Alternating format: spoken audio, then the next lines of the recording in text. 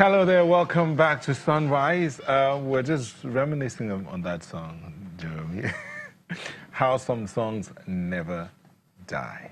I mean, they're just about to go somewhat, not extinct, just want to go and rest a bit. Somebody else will pick it up again. Raise it up again. But talking about raising things up, World Literacy Day each year, September 8th. That's today, right? Today. Now, marks UNESCO's International Literacy Day, raising awareness globally on the issues surrounding adult and child literacy. Now, is it about going to school? Because there's some who are concerned about going to school and being literate. Some people go to school and they're not literate. Anyway, don't worry, there's someone here who actually made that statement. You hear from later. But first held on October 26, 1966 at the 14th session of UNESCO's General Conference. It was celebrated for the first time in 1967 and now part of the UN Sustainable Development Goals program adopted in 2015. International Literacy Day highlights the changes and improvements being made worldwide in literacy development and reflects on the world's remaining literacy challenges. Okay, so to help us understand what all of this is about and what we should do going forward is the person that made that statement I talked about. Some go to school, but they are not literate. He's a human capital development expert, Yami Fayemi. Thank you for joining us. Thank you very much. Also here is Biodun Kolawole, who is lead consultant Fit to Teach. Thank you for joining us. Wow, great to be here. Thank you very much. Okay, so let me leave you first. I'll come back to the man that made that statement. It's okay to go to school, but it's not everybody that goes to school that's literate. World Literacy Day. Why should we even consider sticking to this? Because we hear this annual, every day for literacy. What? Well, great question. I mean, one of the things these days do is to remind us of the importance of those things. I mean, so every day something happens, but you know, we have a day dedicated to maybe World Diabetes Day or World Health Day, which is supposed to be a day to galvanize action, remind us, raise awareness, and mobilize us to take action. And of course, one of the things that has also been done with those days is also the fact that each day has a theme. So World Literacy Day today, the theme is literacy and skills development. So tells us to start to link literacy to other things. So that's why those days are important. And then for us, talking again about literacy and schooling and education and all of that, for us in Nigeria, it's more germane because we are one of the worst performers when it comes to literacy. Using data available, the quantum of Nigerians that are not literate are significant. Some estimates have come as low as the 40-something%, some has even done the 50%, depending on who is counting. You know, we're still struggling to know how many we have. So if we are dealing with that, then you can't even know how many are literate or not, but it's so bad. So let me give you an instance for you to be able to quantify how bad the situation is. Lagos is in the top 5 best performing states when it comes to literacy in Nigeria, based on data.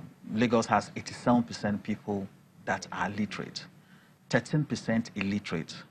In a population of 21 million, that's 3 million people. Pause. Yes, sir. Yes, ma'am. What does it mean to be literate? Okay, again, so traditionally, the definition of literacy is being able to read and write. That's where the definition started from. But some countries have advanced it to say it's not just reading and writing, it's reading and writing in a context. because of the fact that it's not reading and writing for the sake of reading and writing. It's reading and writing in a context to achieve something. So somebody sees a sign that says smoking is bad for your health. He's literate, he read it. But there's a context for that message. That context is to make him take an action because of what he has read. So what they're now saying is that we're not just focusing on people being able to read smoking is bad for your health, but people that understand the context of why. Many Nigerians have read immunize your child after 3 months, after 6 months. Yes, they do that. They can read it. But do they understand the context to drive the action? So many countries have now moved the definition forward beyond reading and writing. In our case, and that's also very peculiar, we have a problem with literacy in English. We have a problem of literacy in any language. Now, so what is literacy in English? Being able to read and write English. What is literacy in any language? Being able to read and write any language. So there are Nigerians who cannot read and write any language whatsoever. I mean, so look at the average Yoruba boy in Southwest. He may be able to speak Yoruba, but can't write Yoruba, so he's not literate. Can't read too. And can't read. So the literacy here is not just about English. It's not just about, so countries measure literacy in English, then literacy in other languages. So for us in Nigeria, so let me try to explain the context for us. We have an urban-rural difference in literacy. So more people are literate in urban centers than rural areas. We have that challenge. Federal Minister of Education said 65% of the illiterates in Nigeria are women or girls. So we also have a gender dimension to our literacy problem. We also have an age dimension to our literacy problem where youth have more literate elements than adults. So you have those contexts explaining it. So as I was saying in the case of, for example, Lagos State, having 87% literate people, 13% illiterate, 21 million people in Lagos means there are 3 million people in Lagos who cannot read nor write. And so you have all these your road signs, and you are expecting that driver and that Okada rider to know what that sign means. Maybe the sign reads, no parking. The guy does not know what no parking means because, and we have 3 million of them in Lagos, the center for excellence. That's how dangerous it is. So if a mother can't read or write and you give the child prescription for drugs, there could be an error, she could overdose the child. If you give an artisan an assignment to paint something or you draw something and you give a mason to build the wall for you and cannot read and write the drawing, and I can dare say if you ever bring the average Nigerian artisan, for example, to do a tiling job and you design that tiling job, the guy may not be able to read and write that. If you have a parent whose child goes to school and the parents cannot read and write, he cannot read the results. So if the child got F9, the child can convince the child that the bigger the number, the better the results. Those that have A1 are the bad ones. We good ones have the 9s. So you see how that influences capacity to be parents, capacity to be teachers, capacity to be professionals, capacity to be able to have skills at the end of the day. So that's why a day like this becomes important for us to emphasize the need for us to get people to learn to be literate. Okay. So, Kalawale, fit to teach. No, for that name points to imparting knowledge, right? Helping literacy and all of that.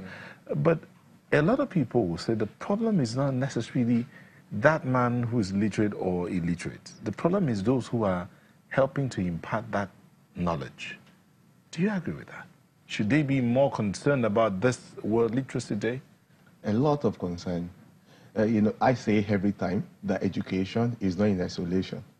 So you are saying, like he's saying, this literacy is impacting on poverty, impacting on crime, impacting on the economy, and we're impacting on our health. That's why education must find a way to interface with every part of society, and educators play a strong role in that gap of impacting knowledge. So most times we might not, a lot of stakeholders have to come in, and days like this should remind stakeholders. Media is doing their own. I mean, we are on here talking about it. Teachers should do their own. Parents should do their own. Government should take responsibility. And like you and I know that Nigeria currently has 10.5 million people out of school, youth. That's a volume. Also, we are apt to deal with.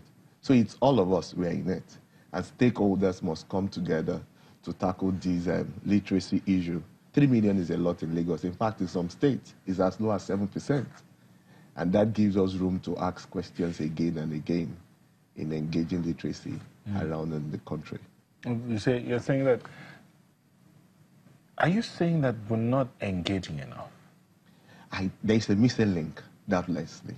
If we look at the gaps, we look at the numbers. I like data. Data is our friend. Well, yeah, sources might be compromised, but the best of the result is still worse for any country in the 21st century. So if we pay attention to data shows us that there is a fundamental problem we are dealing with. And that's why I think we are not engaging enough. I like the distribution that Mr. Fawemi did for us. There is a gender dimension to it. There is a local dimension to it. There is a lot of dimension that I think one school, we can't put all on teachers, for instance. Parents who are not educated might find it very challenging to educate the next generation. And those are questions we are going to ask. Government too will be particular about. It's a risk not to get literate. It's the risk. The risk on the world is too high. when somebody is not literate is a big risk globally. It can be asked to do anything, and it doesn't have value for life. It doesn't have value for other people's life too. It just thinks, oh, this is all about it. So when we actually did that, we are solving a critical social problem. When we solve literacy at its root, like I said to a group, I said, Nigeria has one of the highest rates of poverty in the world at the moment. Am I right? Insecurity also in the world. Is there a correlation? Is there a correlation between this literacy too? That if we crack this literacy code, people will get more economically empowered more. We will crack this thing called poverty. We will do a lot of things. And especially, like he said, I'm concerned that we are still at this first level stage of discussion on literacy, which is read and write. There are higher stages that countries have begun to define. That our own problem is not people reading and writing, is that they need to function in the marketplace. They need to lead them somewhere. So I hope one day we'll close this discussion and move it up. Yami,